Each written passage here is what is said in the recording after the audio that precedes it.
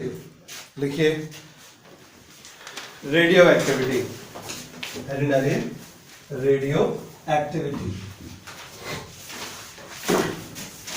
तो radioactivity क्या है, मैंने कल भी बताया था।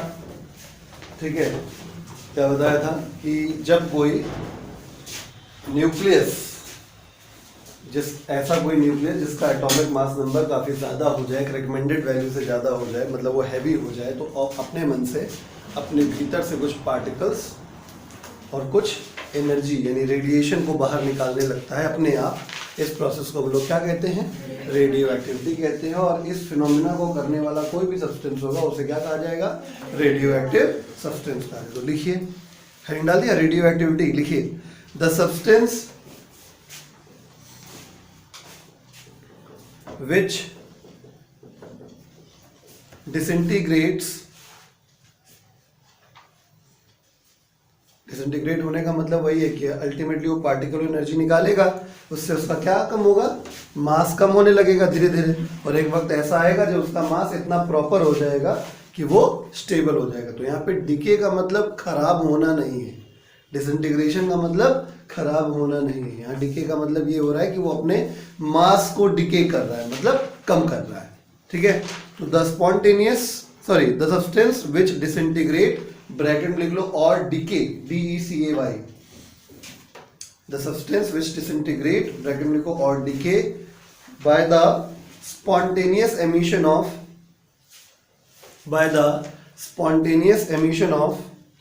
radiations, by the spontaneous emission of radiations, comma, are called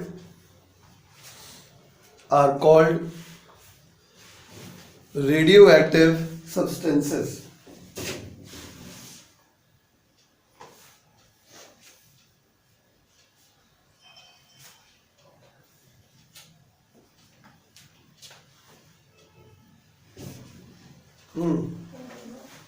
For example, uranium. Radioactive substances, for example, uranium, radium, polonium, thorium, actinium. Uranium, radium, polonium, thorium, actinium, etc. ठीक है, ये डेफिनेशन हुई रेडियो एक्टिव सब्सटेंस की। तो कृपया radio active substance heading को कर लो, radio activity नहीं है। ठीक है, रेडियो एक्टिविटी जो हेडिंग डाली थी उसको सही करके रेडियो एक्टिव सब्सटेंस कर लो। ये डेफिनेशन किसकी हुई, रेडियो एक्टिव सब्सटेंस की। ठीक है, तो रेडियो एक्टिव सब्सटेंस क्या होते हैं, द सब्सटेंसेस व्हिच डिसइंटीग्रेट और decay by the spontaneous emission of radiations are called radioactive substances. For example uranium, radium, polonium, thorium, actinium, etcetera. ठीक है, अब हेडिंग डाल दीजिए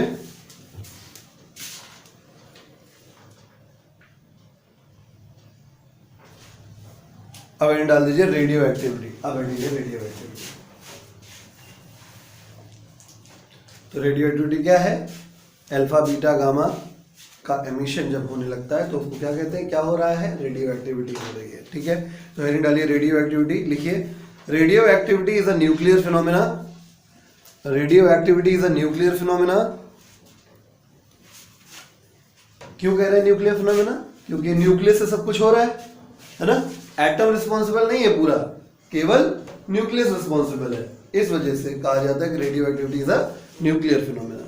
तो radioactivity is a nuclear phenomena, full stop. It is the process of spontaneous emission, it is the process of spontaneous emission, it is the process of spontaneous emission of alpha or beta particles, spontaneous emission of alpha or beta particles and gamma radiations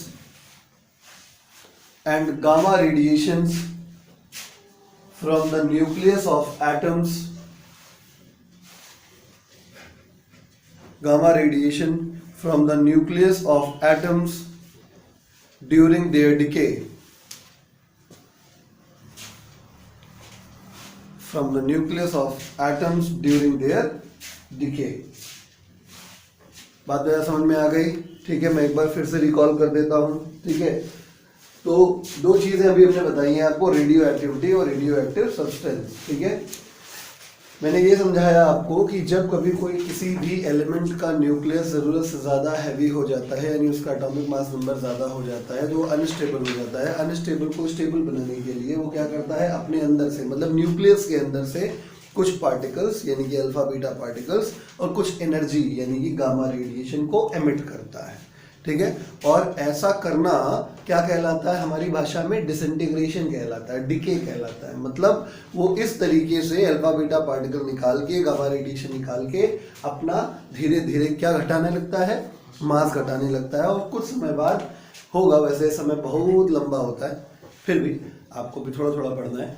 ठीक है, तो मास जब एक proper range में आ जाता है तो वो स्टेबल हो जाता है, यानी तब तक हम कहते हैं क्या, कि वो एक्टिव है या डिसइंटीग्रेट हो रहा है या डिके हो रहा है।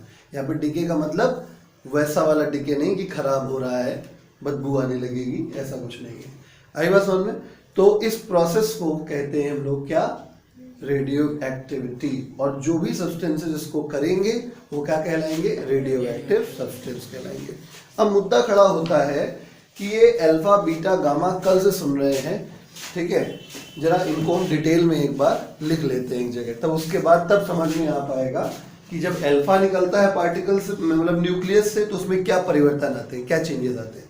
जब बीटा निकलता है तो उसमें क्या चेंजेस आते हैं, गामा निकलता है तो क्या चेंजेस आते हैं, यही पढ़ना है, मेन चीज यही है। तो इसको जानने के लिए सबसे पहले इंपॉर्टेंट क्या है कि हम लोग पहले ये देख लें कि अल्फा बीटा होते क्या क्या है। ठीक है, तो हेडिंग डाल दीजिए अल्फा पार्टिकल्स। अल्फा पार्टिकल, ठीक है, अल्फा पार्टिकल क्या होता है, केमिस्ट्री में पढ़ाया जाता है, कल भी डिस्कस किया था, फिर डिस्कस कर रहे हैं। अल्फा पार्टिकल क्या होता है, डबली आयनाइज्ड हीलियम एटम, है ना, लिख लीजिए, alpha particle is doubly ionised helium atom. Alpha particle is doubly ionised helium atom. Alpha particle is doubly ionised helium atom. ठीक है, समझिए कैसे, देखो, दैट इज, मैं क्या कहना चाह रहा हूं, जैसे हीलियम होता है, तो ये हीलियम एटम है मान लीजिए, ठीक है, आइडियल गैस होती है, मोनोटॉमिक होती है, लिख सकते हैं ऐसा। ठीक है, तो जब हम इसको डबल आयनाइज करेंगे, यानी हम इसको क्या करेंगे, दो बार दो इलेक्ट्रॉन निकाल देंगे, यानी डबल आयनाइजेशन मतलब क्या होता है, दो इलेक्ट्रॉन निकाल दिए, ई माइनस इलेक्ट्रॉन का सिंबल है, तो He के ऊपर 2+ आ जाएगा। ठीक है, तो ये डेफिनेशन के अकॉर्डिंग, यानी according to definition, according to definition अगर आपको समझना है तो ये आपका हो गया हीलियम एटम जो कि न्यूट्रल था, और ये आपका हो गया डबली आयनाइज्ड हीलियम एटम, है ना, डबली आयनाइज्ड हीलियम एटम। इसी को हम लोग क्या कहते हैं, अल्फा पार्टिकल। लेकिन अगर हमको कायदे से डिटेल में समझना है इसको, ठीक है, तो इसका एटॉमिक स्ट्रक्चर बनाना पड़ेगा। ठीक है, समझिएगा, तो इसके अंदर अगर इसका और ब्रीफ में जाते हैं तो और अच्छे से इसको देखने के लिए ऐसे देखिए, The above reaction या process can also be represented by, कैसे कर सकते हैं, हीलियम में सब दो दो दो होता है, कल बताया था मैंने, मतलब दो प्रोटॉन दो न्यूट्रॉन न्यूक्लियस में होते हैं और दो इलेक्ट्रॉन होते हैं। आई बात समझ में? ठीक है, तो डबल आयनाइजेशन करने का क्या मतलब है,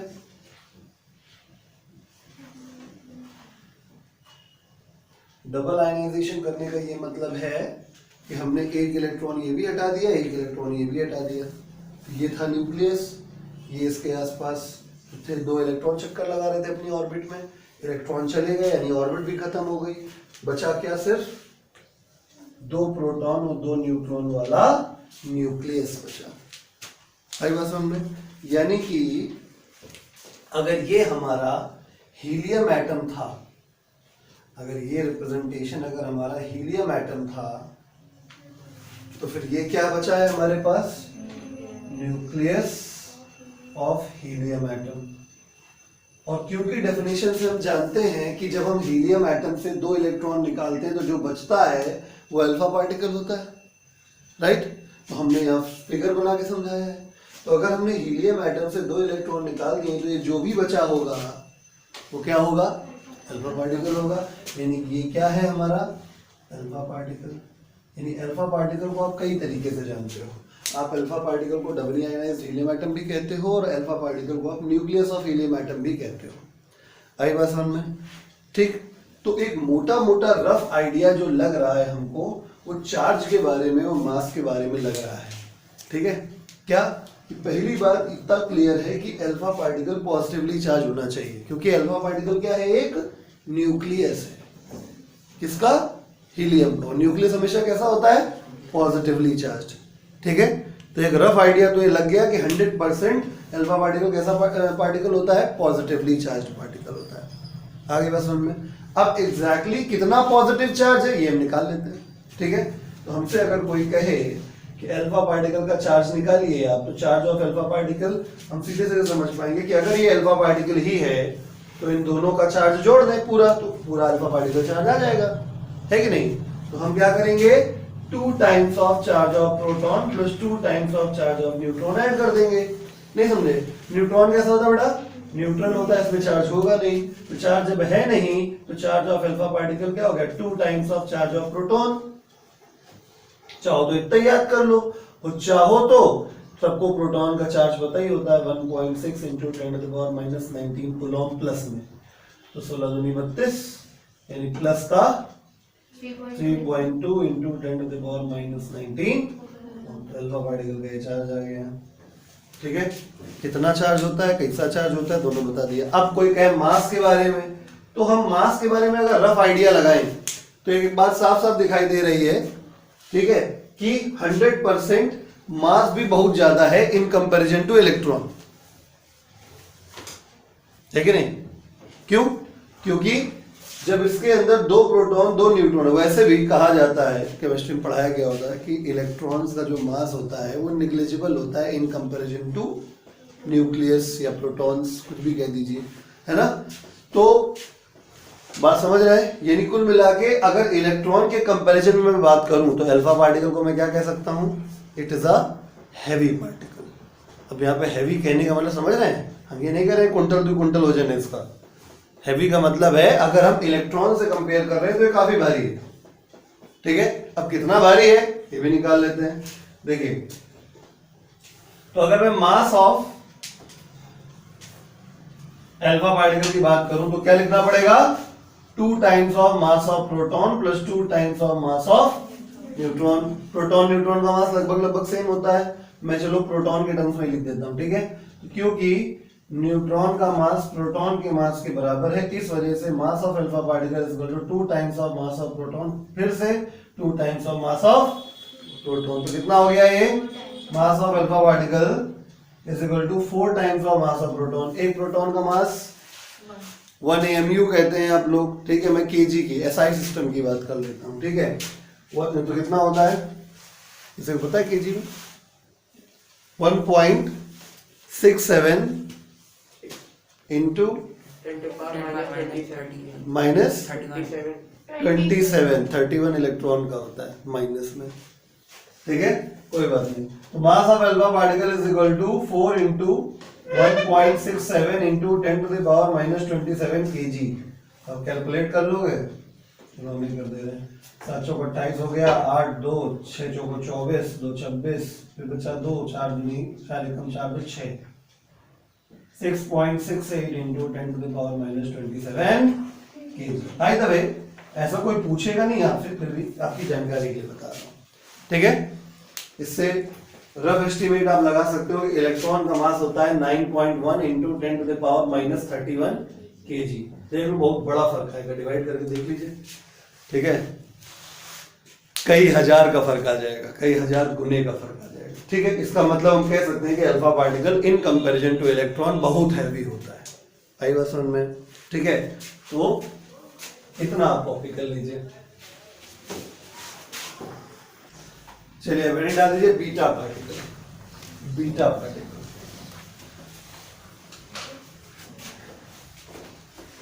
बीटा पार्टिकल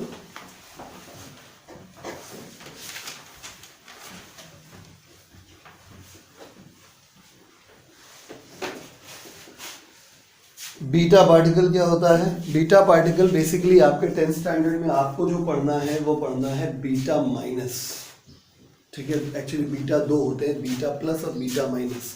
आपको जो पढ़ना है वो बीटा माइनस वाला पढ़ना है, ठीक है। और बीटा माइनस बेसिकली क्या होता है? इलेक्ट्रॉन होता है। तो मैं लिख नहीं रहा हूँ प्लस माइनस, इसको दिमाग में रखिएगा। बीटा पार्टिकल की बात कर रहा हूँ मैं, हेडिंग डाल दीजिए बीटा पार्टिकल। बीटा पार्टिकल क्या है लिखिए, it is an electron. It is an electron. Beta particle is an electron. ठीक है, तो बहुत ज़्यादा इसके बारे में जानकारी नहीं है, तो जानकारी नहीं है क्या, बहुत ज़्यादा जानकारी करनी नहीं है, ठीक है, क्योंकि इसके बारे में बहुत सारी जानकारियाँ आपके पास बचपन से हैं। आपको कैथोड रेस पढ़ाया गया, सब कुछ पढ़ाया गया। कैथोड रेस क्या होती हैं? Fast moving beam of electrons पढ़ाया गया, ठीक है। नहीं पढ़ाया गया कोई बात नहीं, हमें उससे मतलब भी नहीं है। हमें बस इतनी जानकारी चाहिए कि बीटा पार्टिकल जो है वो क्या है? एक इलेक्ट्रॉन है अकॉर्डिंग टू डेफिनेशन। यानी कि अगर आपसे मैं कहूं कि मास ऑफ बीटा पार्टिकल कितना होगा, तो 9.1 इंटू 10⁻³ kg हो जाएगा, क्योंकि बीटा पार्टिकल क्या है? इलेक्ट्रॉन है। और अगर आपसे हम पूछें कि चार्ज ऑफ बीटा पार्टिकल कितना होगा, तो आप कहेंगे -1.6 इंटू 10⁻19 कूलम। बात समझ में आ गई? ओके, तो ये है, इसको नोट कर लीजिए आप। अब अल्फा पार्टिकल का एक्चुअली रिप्रेजेंटेशन लिखवाना छूट गया। अल्फा पार्टिकल को रिप्रेजेंट कैसे किया जाएगा अगर इक्वेशन में लिखा जाता है तो? देखिए बताया जाए। देखो सबसे पहले तो हमने डिस्कशन किया था, फिर से बताया दे रहे हैं। जैसे अगर इस प्रकार से लिखा होता है जैसे पीरियोडिक टेबल में, तो बेसिकली ये एलिमेंट नहीं लिखा होता। ये पहचान काहे की होती है? उस एलिमेंट के न्यूक्लियस की कंप्लीट इंफॉर्मेशन होती है। इस तरीके का रिप्रेजेंटेशन न्यूक्लियॉन कहलाता है। जैसे अगर हम 11Na23 लिख रहे हैं तो ये क्या है? This is nucleon of sodium, sorry nuclide बताया था, ठीक है। तो ये क्या है? Nuclide of sodium. ये क्या है? न्यूक्लाइड ऑफ हीलियम, ठीक है। तो ये न्यूक्लाइड बेसिकली क्या बताता है? किसी एलिमेंट के न्यूक्लियस यानी एटम के न्यूक्लियस के बारे में कंप्लीट इंफॉर्मेशन देता है कि उसमें कितने प्रोटॉन हैं, वो किस एलिमेंट का न्यूक्लियस है, और उसके अंदर कितने न्यूक्लियॉन है, यानी टोटल प्रोटॉन न्यूट्रॉन कितने हैं। आई बात समझ में? ठीक है ना। तो अगर हम बात बताएं आपको, जैसे ये लिखा है तो ये क्या है? This is complete information about the nucleus of helium atom. और न्यूक्लियस ऑफ हीलियम एटम क्या होता है? Alpha particle. यानी अगर आपको रिप्रेजेंट करना है अल्फा पार्टिकल को किसी इक्वेशन में, केमिकल इक्वेशन जैसे लिखते हैं ना हम लोग, उस तरीके से अगर रिप्रेजेंट करना है तो आप अल्फा पार्टिकल को कैसे रिप्रेजेंट करते हैं? 2He4 लिख के, ठीक है। फिर से एक्सप्लेन कर रहे हैं। देखिए अगर कभी भी जैसे 7N13 था हमारे पास, ठीक है, तो ये इसको क्या बोला जाएगा भैया? This is nuclide of nitrogen, ठीक है। इस न्यूक्लाइड का या किसी भी न्यूक्लाइड का क्या काम होता है? किसी भी एलिमेंट के न्यूक्लियस के बारे में कंप्लीट इंफॉर्मेशन प्रोवाइड करना, ठीक है, कि उसके अंदर कितने प्रोटॉन हैं, कितने न्यूक्लियॉन हैं, और वो किस एलिमेंट से बिलोंग करता है, ठीक है। तो यहाँ पे 7 प्रोटॉन बता रहा है, ये नाइट्रोजन का मेंबर है, और इसमें इसके न्यूक्लियस के अंदर टोटल प्रोटॉन्स और न्यूट्रॉन्स, जिसको आप लोग न्यूक्लियॉन्स कहते हैं, यानी सारे प्रोटॉन सारे न्यूट्रॉन मिला के न्यूक्लियॉन होते हैं। तो सारे न्यूक्लियॉन्स की संख्या कितनी है? 13 है। तो 13 - 7 अगर कर दोगे तो नंबर ऑफ न्यूट्रॉन भी आ जाएगा। आई बात समझ में? तो मैं वही बात आपको सिखा रहा हूं कि अगर 2He4 लिखा हुआ है तो ये क्या है? न्यूक्लाइड ऑफ हीलियम है। ये हीलियम के न्यूक्लियस के बारे में कंप्लीट इंफॉर्मेशन दे रहा है। मतलब अगर इसी को हम न्यूक्लियस ऑफ हीलियम एटम कहते हैं तो कोई गलती नहीं कर रहे हैं हम लोग, ठीक है। यानी अगर आपको अल्फा पार्टिकल को रिप्रेजेंट करना पड़े तो आप ऐसे भी रिप्रेजेंट कर सकते हैं। आई बात समझ में? तो जहां पे आपने अल्फा पार्टिकल के बारे में लिखा है वहां थोड़ी सी जगह होगी, कहीं लिख लीजिए alpha particle can be represented by 2He4। जहाँ पे अल्फा पार्टिकल बारे में हमने लिखा है वहाँ पे एक लाइन बढ़ा लीजिए, alpha particle can be represented by 2He4।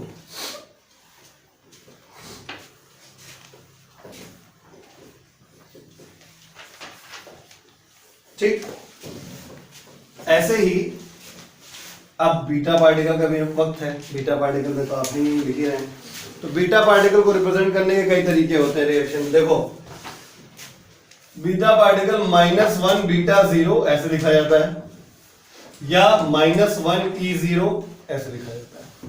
ठीक है, लिख लीजिए beta particle can be represented by, beta particle can be represented by, फिर ये दो सिंबल लिख लीजिए,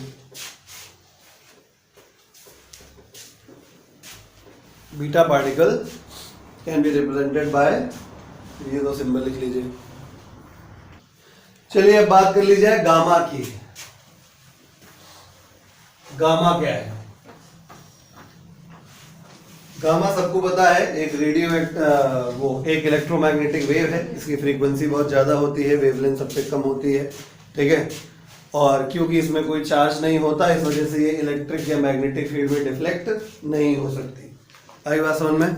इसलिए गामा क्या है लिखिए, एंड डालिए गामा रेडिएशन। गामा पार्टिकल नहीं होता, गामा रेडिएशन है, लिखिए। देखिए it is an electromagnetic wave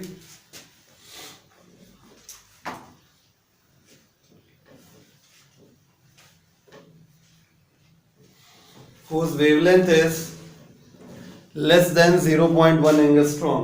It is an electromagnetic wave whose wavelength is less than 0.1 angstrom. Whose wavelength is less than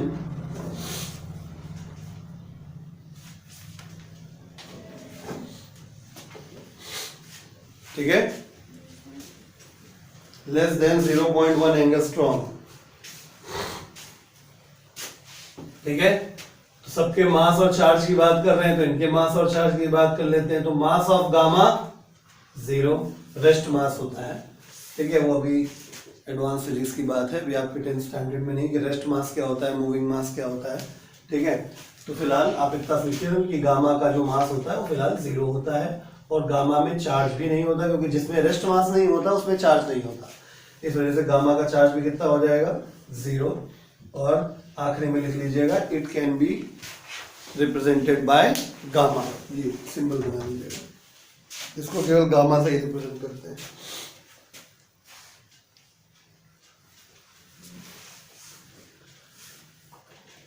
ठीक है, अब सवाल उठता है कि क्या चेंजेस आते हैं न्यूक्लियस के अंदर। ठीक है, क्या चेंजेस आते हैं न्यूक्लियस के अंदर जब एक अल्फा निकलता है, या जब एक बीटा निकलता है, जब एक गामा निकलता है। आज यही पढ़ेंगे, उसके बाद नेक्स्ट लेक्चर में जब हम लोग पढ़ेंगे तब हम आप ये भी सीखेंगे कि अगर आपको एक डॉटर प्रोडक्ट दे दिया गया है, एक पेरेंट दे दिया गया, पेरेंट एंड डॉटर का मतलब समझ रहे हैं, मतलब एक रेडियो एक्टिव सैंपल से कोई अल्फा निकला, तो जो नया न्यूक्लियस बना, समझिएगा बहुत ध्यान से, केमिकल रिएक्शन और न्यूक्लियर रिएक्शन में एक फर्क होता है। ठीक है, बहुत तगड़ा फर्क होता है। वो ये है कि अगर एक केमिकल रिएक्शन की बात करूं, मैं समझाता हूं, समझिएगा बहुत ध्यान से, अभी लिखना नहीं। सबको पता है कि NaOH plus HCl will give you NaCl plus H2, right? ये केमिकल रिएक्शन है। इसमें किसने पार्टिसिपेट किया? इलेक्ट्रॉन्स ने पार्टिसिपेट किया, राइट? न्यूक्लियस ने पार्टिसिपेट नहीं किया। इस वजह से क्लोरीन पहले भी क्लोरीन था, अब भी क्लोरीन है। सोडियम पहले भी सोडियम था, अब भी सोडियम है। हाइड्रोजन अब भी हाइड्रोजन है, ऑक्सीजन अब भी ऑक्सीजन है। एलिमेंट नहीं बदला। लेकिन अगर यहां पे हम एक रेडियो एक्टिव रिएक्शन की बात कर ले, सपोज कुछ भी मान लेते, चलो यही ले ZXA, सपोज कोई न्यूक्लाइड लिख दिया हमने, ये न्यूक्लियस है, ये न्यूक्लियस है ना, समझ गए ना, ये न्यूक्लियस होता है। ठीक है, एलिमेंट नहीं होता, एटम नहीं होता है। अगर इससे एक अल्फा निकल गया,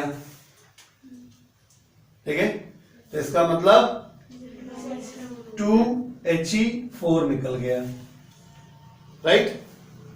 अब हटा दे इसको यहां से। इसका मतलब अब यहां Z में से कितना कम करना पड़ेगा हमें? जैसे केमिकल रिएक्शन में मोल्स बैलेंस किए जाते हैं, है ना, चार्ज बैलेंस किया जाता है, वैसे इसमें atomic number mass number balance किया जाता है। ठीक है, जब A में से 4 यहां चला गया तो इसमें कितना बचा? ठीक है, तो बताओ क्या एलिमेंट नहीं बदल जाएगा? क्योंकि जिस प्रकार इंसान की पहचान उसके नाम से होती है, मकान की पहचान मकान नंबर से होती है, वेव की पहचान वेवलेंथ से होती है, तो ऐसे एलिमेंट की पहचान उसके एटॉमिक नंबर से होती है। ठीक है, इसका मतलब अगर ये x था, अब ये कुछ वही हो जाएगा। बात नहीं समझ में आई आपको? ठीक है, तो जो न्यूक्लियर चेंज होता है, जो न्यूक्लियर रिएक्शन होता है, उसमें एलिमेंट ही बदल जाता है, लेकिन केमिकल रिएक्शन में एलिमेंट नहीं बदलता। कंपाउंड नया बन सकता है, एलिमेंट वही रहेगा। केमिकल रिएक्शन में इलेक्ट्रॉन्स पार्टिसिपेट करते हैं, ठीक है, न्यूक्लियर रिएक्शन में न्यूक्लियस पार्टिसिपेट करते हैं। ठीक है, ओके। तो अब हम आपको बताने जा रहे हैं कि क्या चेंजेस आते हैं न्यूक्लियस में अगर अल्फा बीटा गामा निकलता है। तो हेडिंग डाल दीजिए, न्यूक्लियर चेंजेस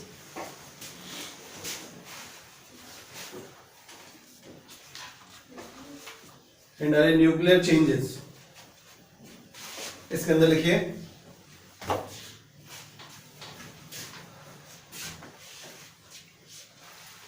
ठीक है, due to emission of alpha beta particles and gamma radiation from the nucleus,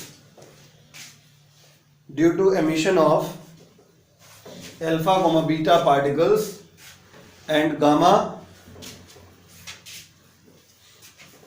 radiation from a heavy nucleus,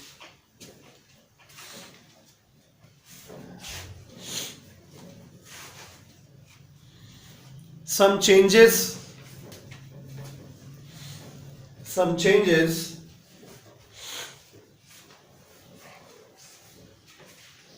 takes place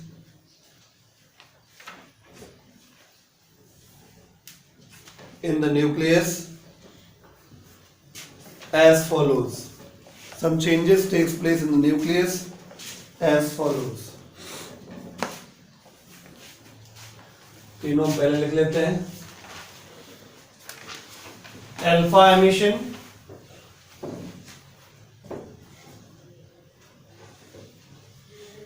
beta emission,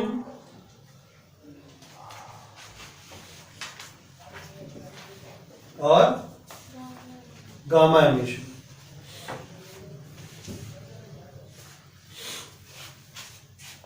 alpha emission क्या है?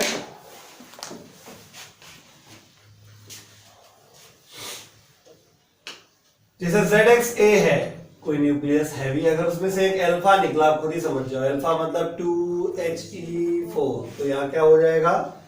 Z में से 2 कम हो जाता है, A में से 4 कम हो जाता है, और एलिमेंट नया हो जाता है।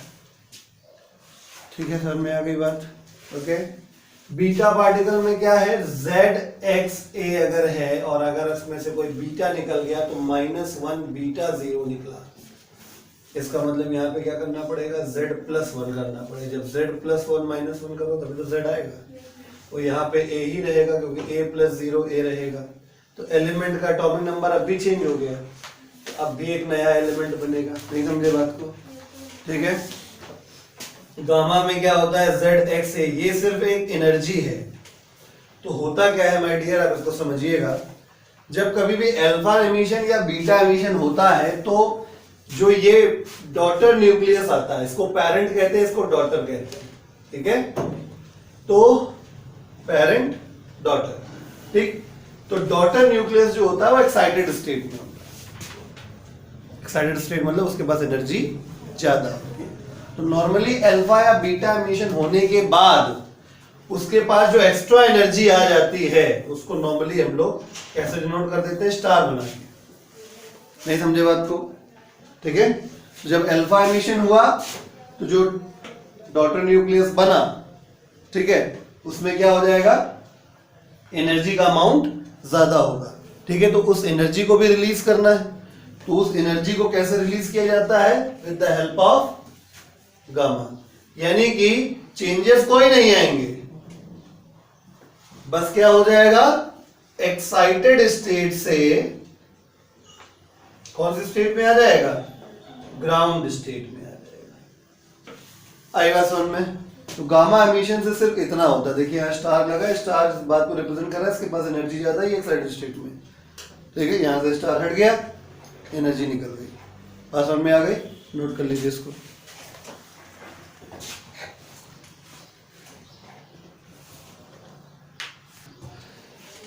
चलिए हम डिस्कस नहीं करना चाह रहे थे क्योंकि उसकी आवश्यकता नहीं है, लेकिन फिर भी हम डिस्कस कर देते हैं। क्वेश्चन ये है कि बीटा पार्टिकल अगर इलेक्ट्रॉन है, ठीक है, बीटा पार्टिकल अगर इलेक्ट्रॉन है तो न्यूक्लियस के अंदर से बीटा पार्टिकल निकला कैसे? न्यूक्लियस के अंदर तो इलेक्ट्रॉन होता ही नहीं है, तो कैसे निकला? इसके पीछे एक लॉजिक है, ध्यान समझिएगा, ठीक है। एक कंसेप्ट होता है बीटा पार्टिकल के निकलने का n/p रेशियो, ठीक है, समझिएगा। Concept of emission of beta particle, जैसा भी थोड़ी देर में पहले बता भी रहा था, इसीलिए क्योंकि हमें पूरा डिस्कस करना पड़ता है इस वजह से हम थोड़ा इग्नोर कर रहे थे, चलिए कोई बात नहीं, ठीक है। तो यहां पे एक चीज होती है, हियर एक रेशियो होता है अपने पास n/p का रेशियो, ठीक है, n/p रेशियो जो होता है, इसकी वैल्यू मोर देन 1 या लेस देन 1 अगर होगी तो चांसेस होते हैं बीटा पार्टिकल निकलने के। अगर 1 है के बराबर आ रहा है लगभग तो चांसेस ये हैं कि बीटा नहीं निकलता है, ठीक है। मतलब दो स्थितियां होती हैं, अगर आपका n/p रेशियो ग्रेटर देन 1 हुआ तो भी बीटा निकलेगा, अगर n/p रेशियो लेस देन 1 हुआ तो भी बीटा निकलेगा, ठीक है। n/p मतलब समझ रहे हैं, number of neutron to number of proton ratio, ठीक है। फिर से बोल रहे हैं, बीटा पार्टिकल निकलना है कि नहीं निकलना ये डिसाइड होता है किससे, n/p रेशियो से। n/p रेशियो मतलब number of neutron to number of proton ratio in the nucleus. इसके अंदर दो केसेस है अपने पास, या तो इसकी वैल्यू मोर देन 1 होगी या लेस देन 1 होगी। अगर ऐसा है तो बीटा निकल सकता है, ठीक है। अगर इक्वल टू 1 है तो चांसेस है कि बीटा नहीं निकलेगा, फिर अल्फा निकलेगा। आई बात समझ में। n/p रेशियो मोर देन 1 होने का मतलब यह है कि न्यूट्रॉन की संख्या प्रोटॉन के कंपैरिजन में ज्यादा है, और यहां पे न्यूट्रॉन की संख्या प्रोटॉन के कंपैरिजन में कम है, तो जो ज्यादा होता है उसका ट्रांसफॉर्मेशन हो जाता है। दैट इज, कहने का मतलब यह है कि अगर यहां पे न्यूट्रॉन ज्यादा है तो न्यूट्रॉन ब्रेक हो जाता है एक प्रोटॉन में, ठीक है, एक इलेक्ट्रॉन में, और एक anti neutrino, it is a energy particle. Quantum mechanics में आप पढ़ पाएंगे, 12th में भी नहीं है, ये नाम ही पर जान लीजिए इसको, ठीक है, फंडामेंटल पार्टिकल्स पे आता है। तो न्यूट्रॉन प्रोटॉन में देखिए बदल गया, क्या मास नंबर में फर्क पड़ा? नहीं, ठीक है, अभी बताते चलो, कोई बात नहीं। कुल मिला के अल्टीमेटली इतना समझ में आया, ये है इलेक्ट्रॉन, यही है तुम्हारा बीटा माइनस पार्टिकल जो तुम पढ़ रहे हो, जो तुम्हारे सिलेबस में है 10th स्टैंडर्ड में, ठीक है।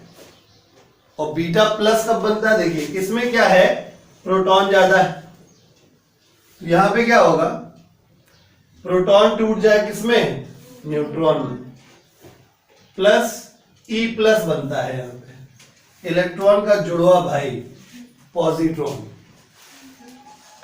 ठीक है। हम इसी की वजह से इग्नोर कर रहे थे कि फालतू में 2-4 चीजें एक्स्ट्रा हो जाएंगी आगे की। पॉजिट्रॉन इसको कहते हैं, इसका नाम इलेक्ट्रॉन, ये पॉजिट्रॉन, इसको कहते हैं बीटा माइनस, ये होता है बीटा प्लस पार्टिकल।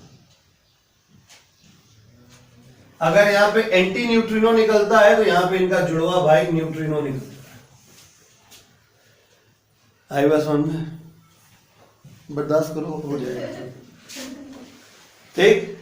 आई बात समझ में। तो ultimately what is happening here, आप देख सकते हैं कि भाई न्यूट्रॉन प्रोटॉन में कन्वर्ट हो गया। क्या न्यूक्लियॉन्स की संख्या में फर्क पड़ा? नहीं, 4 केला 3 सेब थे, है ना, एक केला सेब में कन्वर्ट हो गया, तो टोटल तो अब भी 7 आ रहा है ना, यानी मास नंबर कांस्टेंट है, उसमें कोई परिवर्तन नहीं हुआ, लेकिन एटॉमिक नंबर एक बढ़ गया, प्रोटॉन एक बढ़ गया, तभी तुमने जो हमने इक्वेशन लिखी थी तो Z+1 हो गया था, शायद तुम यही पूछ रही थी। ठीक है, यानी जब बीटा माइनस निकलता है तो एटॉमिक नंबर बढ़ जाता है 1 से, यानी नया atomic number is equal to पुराना एटॉमिक नंबर +1। क्यों? वो लॉजिक समझ में आ गया आपको कि न्यूट्रॉन फूट के प्रोटॉन बन गया और प्रोटॉन ही एटॉमिक नंबर होता है। ठीक, यहां देखो क्या हुआ, यहां भी वही सेब कीड़ा वाला हाल है। ठीक है, कि प्रोटॉन न्यूट्रॉन में कन्वर्ट हो गया तो टोटल नंबर ऑफ न्यूक्लियॉन से फर्क पड़ा नहीं। अब की बार क्या हुआ, ये इसमें कन्वर्ट हो गया तो ये 5 हो गया, 2 रह गया, आ तो भी 7। ठीक है, यानी कुल मिला के ए का वैल्यू अब भी क्या रहना है, लेकिन प्रोटॉन रिलीज हो गया, प्रोटॉन एक खत्म हो गया ना, तो इस केस में क्या होता है, नया एटॉमिक नंबर इक्वल टू पुराना एटॉमिक नंबर -1 होता है। ये तुम्हारे सिलेबस में नहीं है, लेकिन तुमने पूछा तो मैं बता रहा। अर्थात कवि ये कहना चाहता है कि न्यूक्लियस के अंदर ना इलेक्ट्रॉन होता है ना उसका जुड़वा भाई पॉजिट्रॉन होता है। ठीक है, पैदाइशी रेडीमेड वहां कोई मौजूद नहीं है, लेकिन जब ये बैलेंस बिगड़ता है n/p रेशियो का, तो प्रकृति नेचर इसको बैलेंस कराने के लिए ये सारा नाटक करती है। ठीक है, तो इस अवस्था में बीटा माइनस और इस अवस्था में बीटा प्लस निकलता है। ठीक है, अगर बीटा माइनस निकलेगा, देखिए तो अब इक्वेशन क्या लिखी जा सकती है कि अगर ZXA है और अगर बीटा माइनस निकला तो आप क्या कहेंगे कि एटॉमिक नंबर 1 बढ़ जाएगा, A वही रहेगा, नया एलिमेंट Y बन जाएगा। इस केस में अगर आप कोई पूछ बैठे, अब इतना तो पढ़ ही लिया हो, जब समय बर्बाद कर ही दिया है हम लोगों ने, तो बीटा प्लस अगर निकल गया तो क्या होगा, एटॉमिक नंबर में 1 कम हो जाएगा, मास नंबर वही रहेगा, नया एलिमेंट बन जाएगा। समझे? तो नेक्स्ट लेक्चर में हम लोग ये सीखेंगे कि अगर एक बहुत दूर का पेरेंट और एक बहुत दूर का डॉटर न्यूक्लियस दे दिया जाए तो उस बीच में कितने अल्फा और कितने बीटा निकल गए, फॉर्मूले से डायरेक्ट कैसे निकालेंगे वो देखना है। ठीक है।